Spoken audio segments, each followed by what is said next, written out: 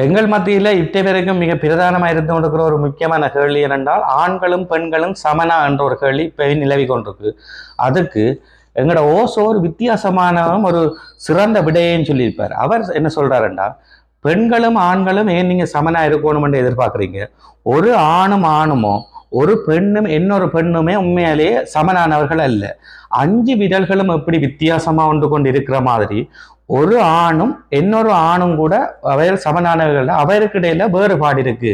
நீங்கள் ஒரு தடவை ஒப்பிட்டு பார்க்காம ஒவ்வொருவருடைய தனித்தன்மையும் தனி சிறப்பையும் தான் பார்க்கணும் என்ற மாதிரி அவர் சொல்றார். உதாரணத்துக்கு ஒரு ஆண் நல்லா ஓடக்கூடியதா இருப்பார், ஒரு ஆள் பாயக்கூடிய மாதிரி இருப்பார், ஒரு ஆள் நல்ல பாட்டு பாடக்கூடிய மாதிரி இருக்கும். இப்படி ஒவ்வொருத்தருக்கும் இடையில ஒரு இண்டிவிஜுவாலிட்டி இருக்கும். நீங்க அதைத்தான் பார்க்கணுமே ஒழிஞ்சு ஒரு ஆணும் ஒரு பெண்ணும் எப்படி நீங்க சமனா இருக்கணும்னு பார்க்காம 2 பேரும் சமனா இருக்கணும் இல்லை, 2 பேரும் தனிச்சிறப்புடையவர்கள் தான் நீங்க பார்க்கணும்னு சொல்றாரு. உதாரணத்துக்கு ஒரு ஆணிட்ட ஒரு 10 மாசம் குழந்தைய தாங்கி பிற வச்சு சொல்லி பாருங்க, அப்பைகள் உங்களுக்கு எப்படி இருக்கும், அப்பதான் உங்களுக்கு அந்த சிறப்பியல்பு விளங்கும் என்றதை அவர் இங்க தெளிவா சொல்லியிருக்கிறார்.